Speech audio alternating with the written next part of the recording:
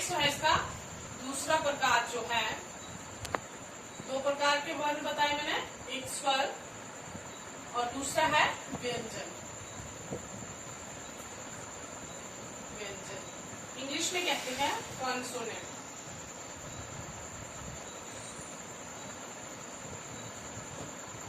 Consonants, ठीक है, English में इनको कहते हैं कॉन्सोनेंट्स।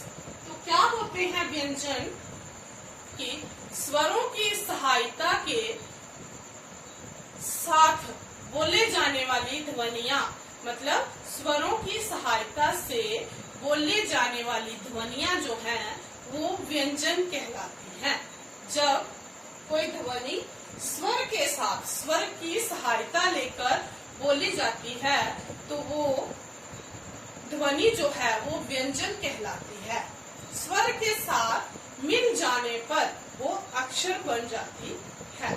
वर्णमाला में 33 मूल व्यंजन होते हैं और उसके साथ दो अतिरिक्त व्यंजन होते हैं, या फिर इनको विकसित ध्वनियां भी कहा जाता है। तो अब हम करेंगे कि व्यंजन क्या होते हैं। तो क्या बताया मैंने कि स्वरों की सहायता से, स्वरों की सहायता से बोले जाने वाली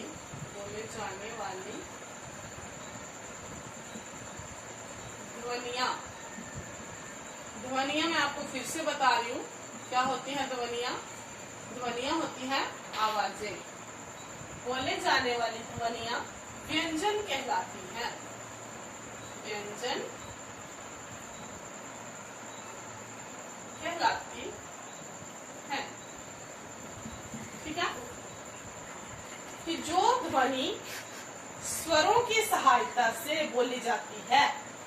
स्वर क्या बताया मैंने आपको कि जिनको बोलने के लिए किसी अन्य ध्वनि की या किसी और वर्ण की सहायता नहीं लेनी पड़ती, वो स्वर होते हैं।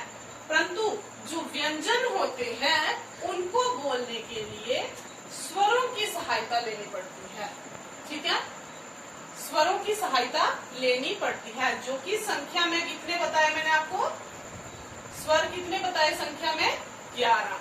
कहां से लेकर? अ से लेकर औ तक, ठीक है। स्वरों की संख्या 11 होती है, अ से लेकर औ तक। और व्यंजनों को बोलने के लिए स्वरों की सहायता लेनी पड़ती है। जिन वर्णों को बोलने के लिए स्वरों की सहायता लेनी पड़ती है उनको व्यंजन कहते हैं। जिन वर्णों को बोलने के लिए स्वरों की सहायता लेनी पड़ती है, या जिन ध्वनियों को बोलने के लिए स्वरों की सहायता लेनी पड़ती है, वो व्यंजन कहलाते हैं, ठीक है। क्या कहलाते हैं वो? व्यंजन कहलाते हैं। स्वर के साथ मिल जाने पर अक्षर कहलाते हैं। तो वर्णमाला में, हिंदी वर्णमाला में, हिंदी वर्णमाला में 33 मूल व्यंजन है। 33 मूल व्यंजन है। कितने व्यंजन हैं? 33। 33 कितने हैं? 33। और जो दो विकसित ध्वनियां हैं, दो अतिरिक्त व्यंजन हैं, वो हैं र और ये क्या है? दो अतिरिक्त ध्वनियां हैं। तो जो 33 मूल व्यंजन हैं, ये कहां से लेकर कहां तक हैं? ये हैं क से ह तक। कहां तक है ये? क से लेकर ह तक जो है ये 33 व्यंजन हैं। तो जो व्यंजन है वो क से लेकर ह तक है। अभी हम उनको करते हैं कि वो कौन कौन से हैं।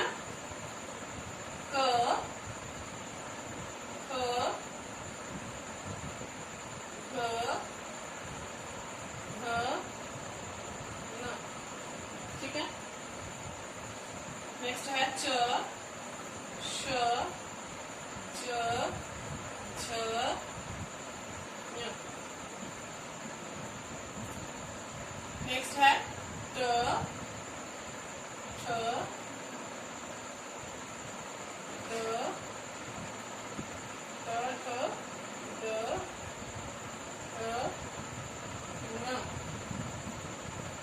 नेक्स्ट है त, थ, द, ध,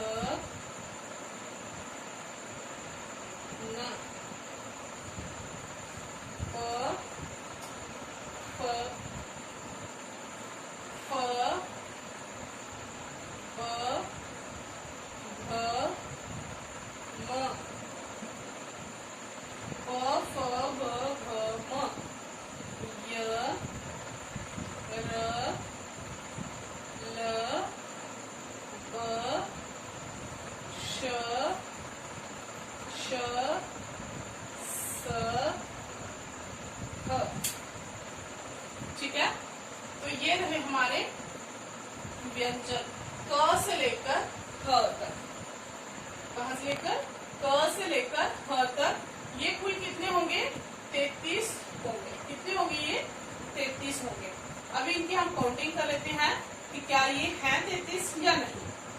1, 2, 3, 4, 5, 6, 7, 8, 9, 10, 11, 12, 13, 14, 15, 16, 17, 18, 19, 20, 21, 22, 23, 24, 25, 26, 27, 28, 29, 30, 31, 32 और 33। तो ये कितने होते हैं? 33। कहां से लेकर? क से ख तक। तो क्या होते हैं व्यंजन? क्या बताया मैंने आपको कि स्वरों की सहायता से बोली जाने वाली ध्वनियां व्यंजन कहलाती हैं। स्वरों की सहायता से बोली जाने वाली ध्वनियां जो है वो क्या कहलाती हैं? व्यंजन कहलाती हैं। तो जब इनका उच्चारण किया जाता है, जब इनका उच्चारण, इनका किनका? स्वरों का, ठीक है, सॉरी, व्यंजनों का उच्चारण किया जाता है, तो जो हमारे मुख में से ध्वनियां निकलती हैं उसके साथ जो है बाजू बाहर आती है, तो उस बाजू के मार्ग में, रास्ते में रुकावट पैदा होती है। ठीक है, जिन वर्णों का उच्चारण करते समय जो हमारे मुख में से बाजू निकलती है, हवा निकलती है, उसके मार्ग में रुकावट आती है, तो वो वर्ण जो है वो व्यंजन कहलाते हैं। तो वर्ण जो है वो 2 प्रकार के बताए मैंने आपको। कितने प्रकार के? 2 प्रकार के, एक स्वर और दूसरा व्यंजन। ठीक है, एक स्वर और एक व्यंजन, इन दोनों को मिलाकर ही वर्णमाला बनती है। स्वर और व्यंजनों को